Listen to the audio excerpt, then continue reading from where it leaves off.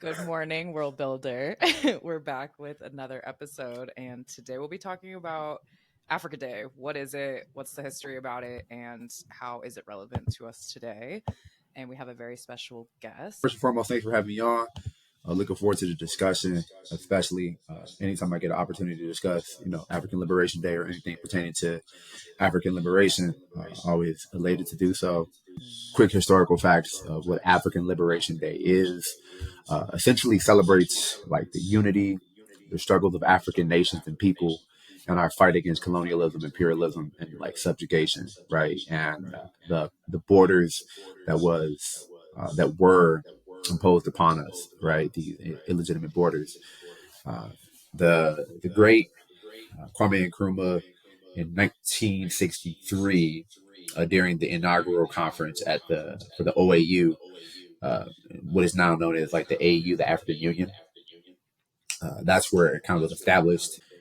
When we're looking at the OAU and it's important to African liberation in its inception because it's deeply transformed since then, and I think it's been co-opted and captured by what Nkrumah actually accurately predicted as neo-colonialism, which we can get into later. But ALD, or African Liberation Day, May 25th was the chosen day to commemorate the establishment of the OAU. We now have freedom. Africa wants a freedom. Africa must be free. Important organization that Nkrumah saw as pivotal to uniting the continent. Some of the, I think, contentious departures of politics were the rate of speed the continent needed to be united and unified. There were, formations and contingents that said it needed to be a piecemeal process, where Nkrumah said, unity now.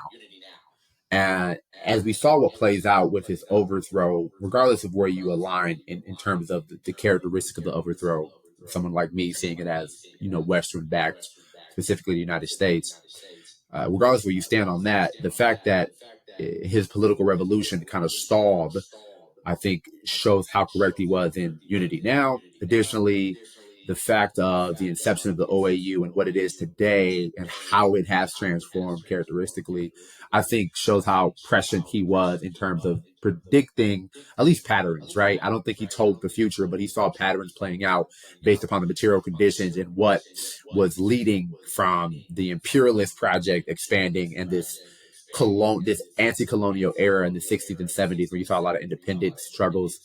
And then you get to the end of that. We didn't fully unite, so then we were still separated, and then these powers consolidated and used indirect rule instead of direct rule, and which is now what we have as neocolonialism. So African Liberation Day, I think it's integral to what we do today still, because it's about the unity.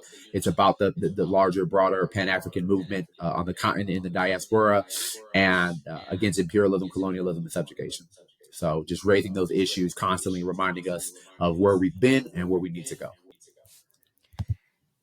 Is it just a celebration now, or is there actual organizing that happens around the day? Yeah, like, is it just a formality now? Is it just kind of like I don't know how to describe it. I don't want to say posturing, but like, are we actually practicing what was set out before us? That's an important question. And I think depending upon who you ask, you might get different answers. But from my estimation, I would say that there are plenty of like the AU, they're probably postures. I think that would be accurate. I don't know if they are embodying the original spirit and ethos of what Nkrumah set out with the OAU. That being said, there are organizations like the African Socialist People Party. Shout out to O'Malley. Hope he beat the feds for the second time. And that brother always did some stuff. Peace be to him and that whole party, their Hoover movement. Peace to all of them.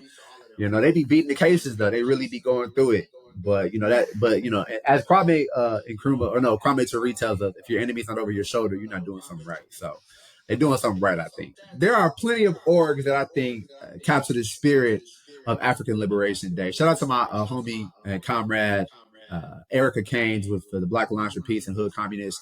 She does impeccable work by getting like her liberation book series and a lot of the work that she does just on the ground, organized around African Liberation Day and through the Black Alliance for Peace.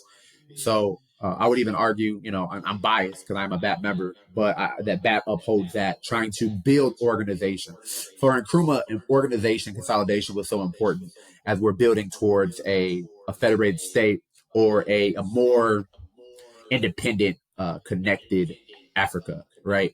What we're seeing in the Sahel right now, I think, rings true. This is like legitimate African independence and anti-colonial movements. What we're seeing with the Sahelian alliance with Mali, Niger, and Burkina Faso, they have a military pact that's mutual, but they also are looking ways to integrate their economies.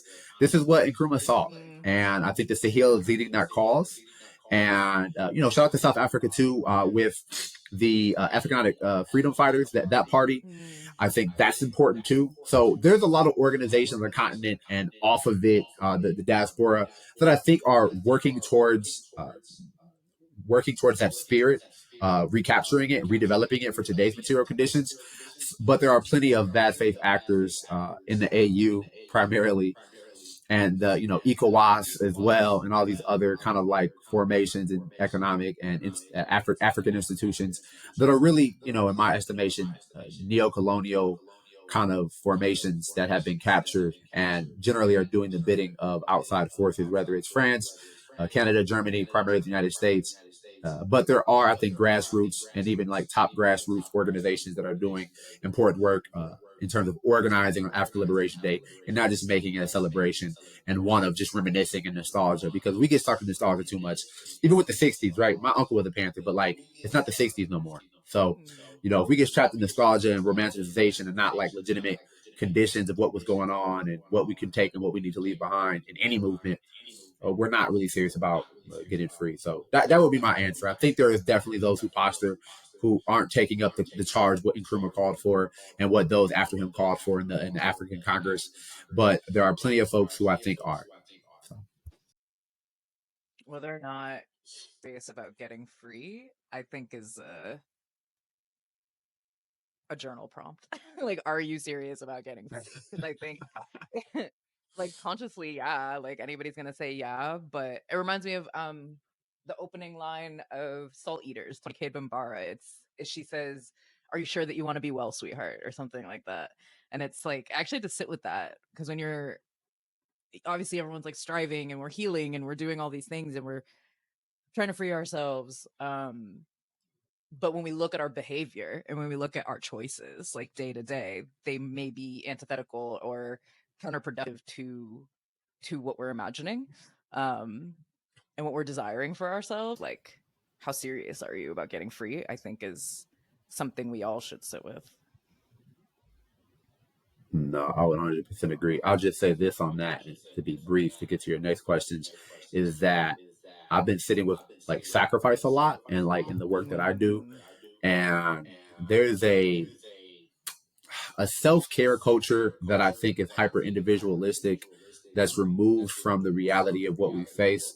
I'm not saying taking care of yourself is bad. I don't want to like promote like maybe maladaptive coping mechanisms or anything like that. But what I will say is that we aren't going to get free without a serious struggle, and that requires legitimate sacrifice of material conditions right here. And this is me talking particularly to Africans in the imperial core. I'm not talking to Africans globally for that part. Sacrifice is going to have to be made by some of the Africans here who I think they think they're more radical than they are, but they're like a step an inch away from the petite bourgeoisie. That because I don't know if they're really serious about what it would require in terms of being principled. A lot of folks aren't principled in their organization. Some folks like don't organize, but like have. You go to their room, they have everything hung up. They know all. They can quote everything, probably read a lot, but don't organize.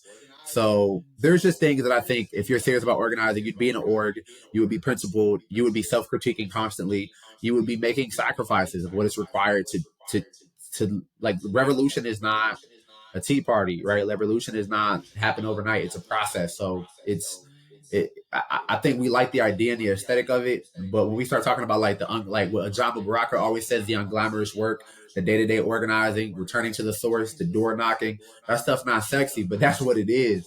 So, I think just if you're serious, you got to really reevaluate and like assess like your life, like, because it is a life commitment, right? So 100%. Would you say, like, what are some specific transformations that you can name that stemmed from March 25th in that original gathering? What has stemmed from that day? That's a very large question.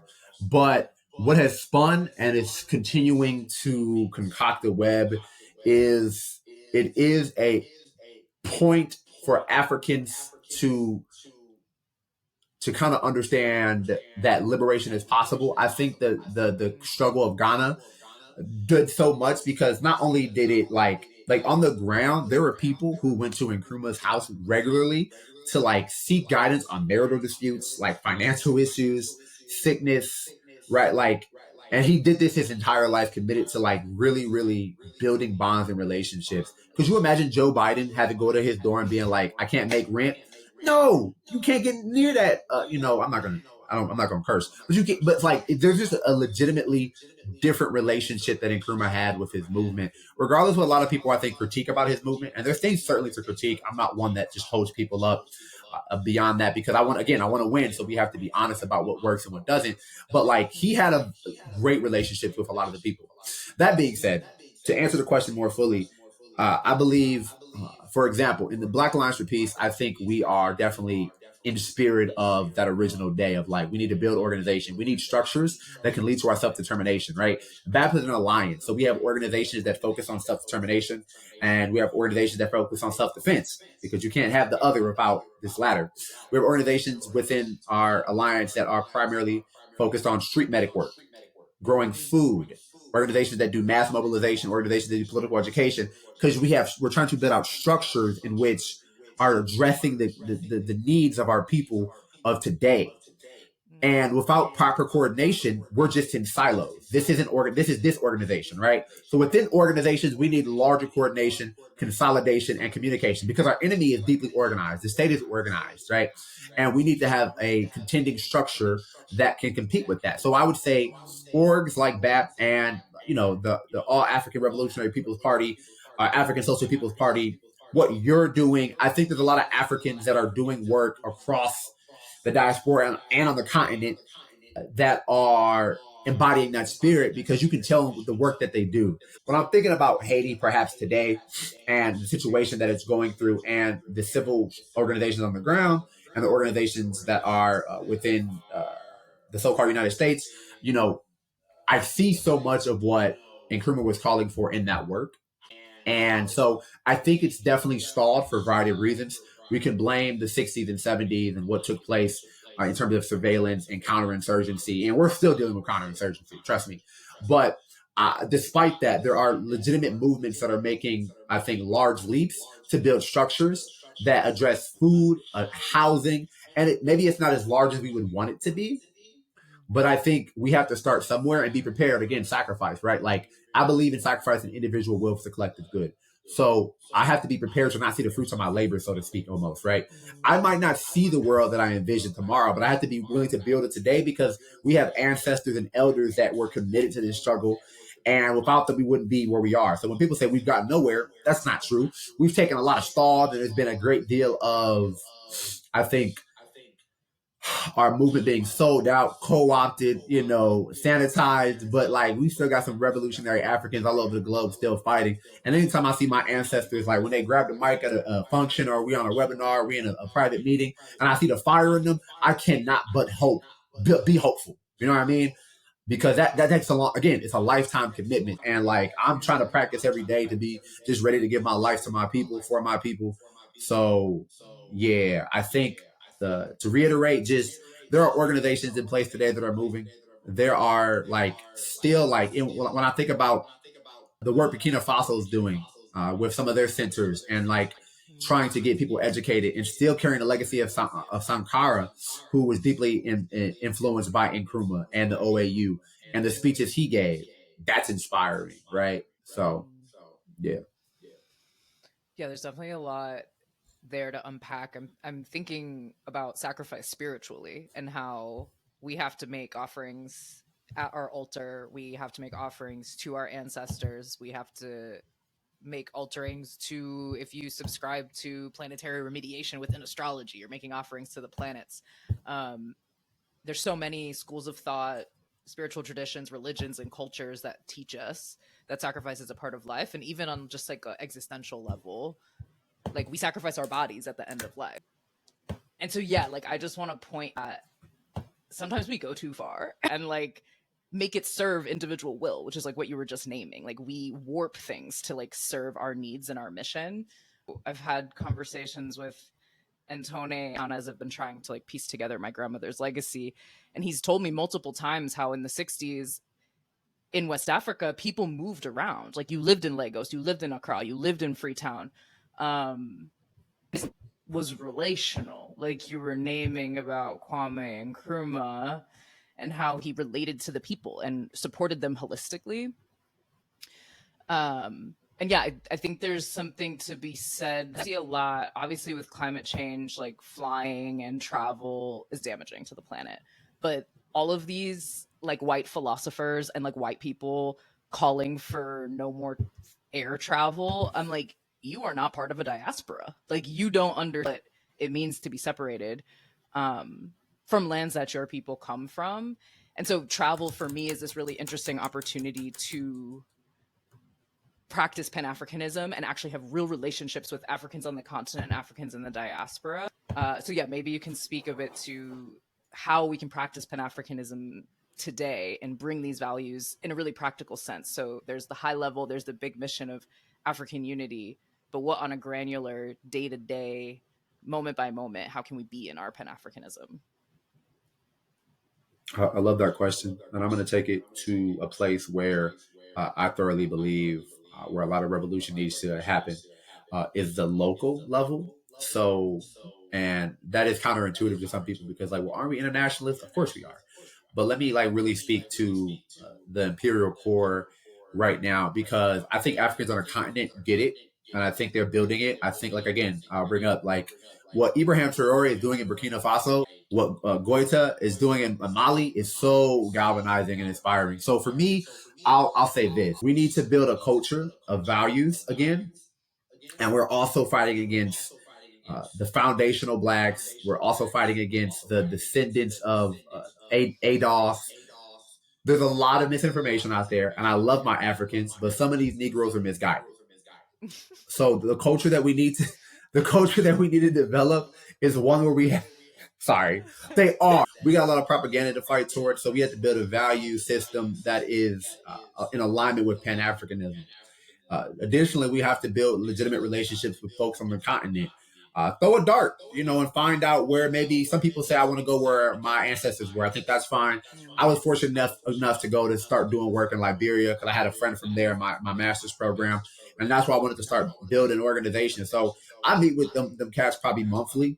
And there are some serious Pan-African student groups out there that are like legitimately organized, but oftentimes lacking resources. But they are moving in such ways that bring inspiration. They shut down their school when the tuition went up, but teachers started getting paid less, and they like did like a sit-in. And like right now, what the encampments are doing right now in the States for Palestine and the genocide going on in Gaza, they did something like that, and like they were able to make that win. And they're called the SPA, the Student Pan-African Group. So the shout out to them.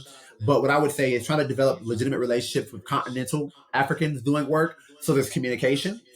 That's always easier through a larger organization. So if you're a Pan-African, you should be an organization. But then locally, we need to start building those cultures and values. We need to have our own schools and programs. And I'm not saying start a legitimate school, like that takes resources, but political education programs, right? Maybe it's something you do through a church, right? Maybe it's something you do through a community center.